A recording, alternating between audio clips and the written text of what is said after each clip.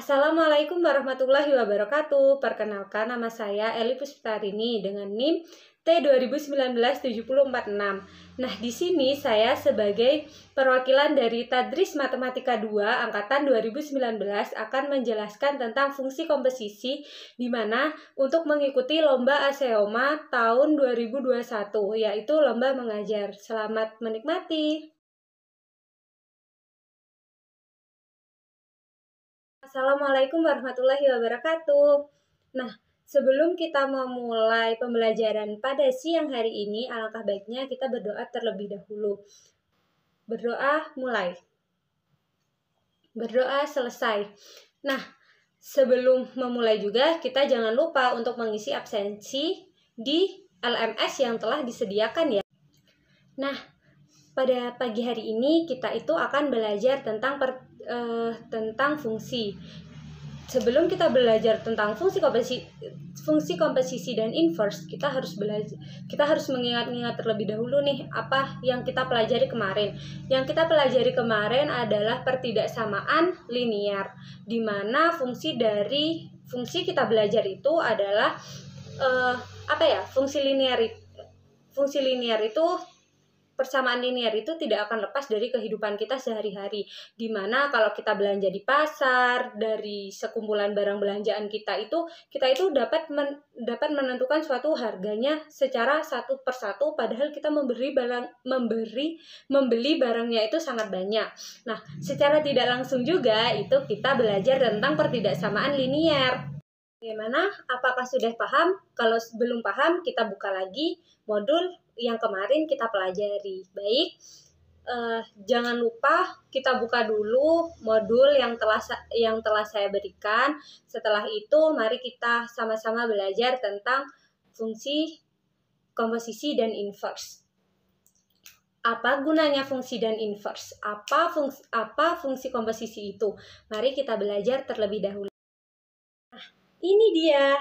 Fungsi komposisi sendiri merupakan suatu penggabungan dari suatu operasi dua jenis fungsi f(x) dan g(x), sehingga mampu menghasilkan suatu fungsi baru. Ada yang tahu syarat dari setiap fungsi itu bagaimana? Nah, ini dia. Syarat suatu fungsi, kita lihat ini ya. Setiap anggota A mempunyai kawan di B. Kawan setiap anggota A di B adalah tunggal. Fungsi dari himpunan tersebut dapat dituliskan dengan F adalah A maka B. Dan F adalah X maka Y maka Fx. Baik, untuk lebih memahaminya, mari kita lihat contoh seperti di samping ini. Di sini setiap fungsi itu memiliki dua bagian ya, di mana ada domain dan kodomain.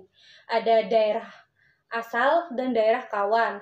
Dan contoh nih pada contoh yang I, yang pertama ini.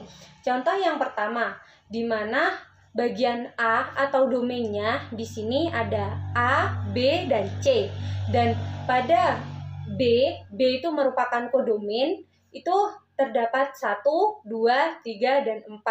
Nah, di sini dapat kita lihat nih, dari pengertian yang tadi, itu setiap anggota A harus memilih anggota B. Dimana ini benar apa enggak? Coba kita lihat yang contoh pertama. A memiliki pasangan di B. Pasangannya apa? A dipasangkan dengan 2 di anggota B. Dan yang B itu dipasangkan dengan 3, di mana dan C itu dipasangkan dengan 1. Maka ini merupakan fungsi komposisi. Kita lihat contoh yang kedua. Domain dan kodomain. Di domainnya A, terus kodomainnya 1. Ya, nggak apa-apa lah ya. Yang B di kedua. Yang C, kok C-nya ini memilih 2? Itu tidak bisa dikatakan fungsi, karena setiap anggota A itu benar harus memiliki anggota B. Tapi harus ingat juga bahwa setiap anggota A itu hanya memilih 1 anggota B. Selanjutnya kita lihat yang di ketiga. A memilih 1, yang C memilih 4. Tapi kok B nggak ada pasangannya? Itu bukan fungsi, karena fungsi setiap anggota A. Jadi setiap anggota A ini selalu memiliki pasangan. Jadi setiap anggota A ini tidak jomblo. Yang contoh keempat, kita lihat dulu. Fungsi A memilih 1, fungsi B yang domain A memilih 1, yang di domain B memilih 1. Ya nggak apa-apa, karena setiap anggota A itu berhak memilih anggota B, tapi setiap anggota B tidak boleh memilih tidak boleh memilih anggota A. Jadi yang penting A-nya itu memilih gitu. Kalau A-nya 1 nih. Contohnya A-nya 1 sama kayak yang contoh kedua, C-nya memilih 2, itu tidak boleh. Tapi kalau seandainya domainnya sama-sama memilih anggota kodomain yang sama, itu tidak apa-apa. Ini dia fungsi komposisi, di mana terdapat 3 domain. Terdapat 3 bundaran nih, di mana A itu merupakan X, dan B merupakan Fx, dan C merupakan Gfx. Jadi, kalau A ke B itu F-nya, terus B ke C itu G-nya. Jadi untuk A ke C apa namanya? Namanya G bundaran F, atau bisa dikatakan G itu merupakan komposisi dari F gitu.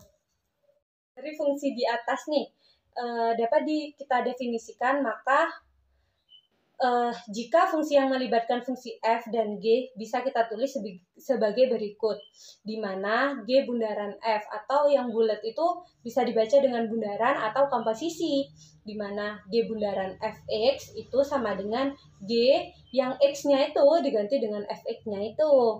Terus ada lagi F bundaran G, di mana F-nya itu X yang di dalam fungsi F ini bisa digantikan dengan Gx-nya dimasukkan.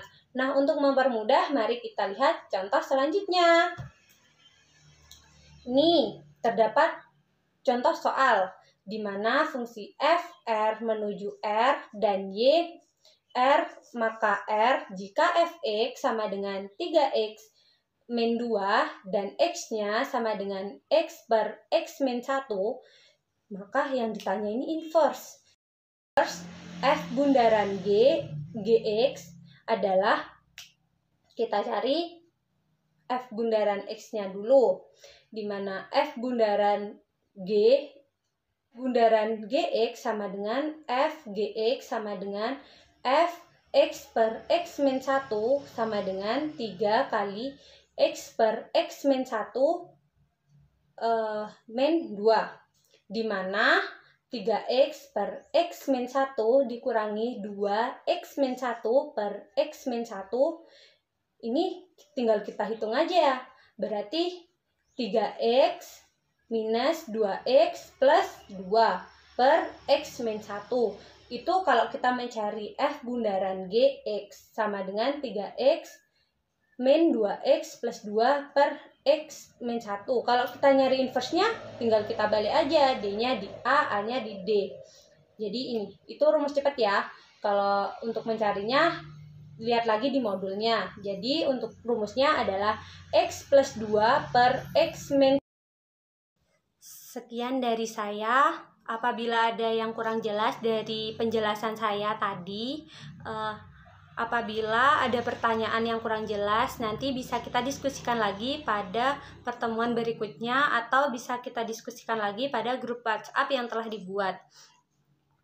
Dan jangan lupa mengisi Google Form yang telah saya beri pada deskripsi di bawah ini. Jangan lupa untuk mengerjakan sebagai tugas latihan pada siang hari ini.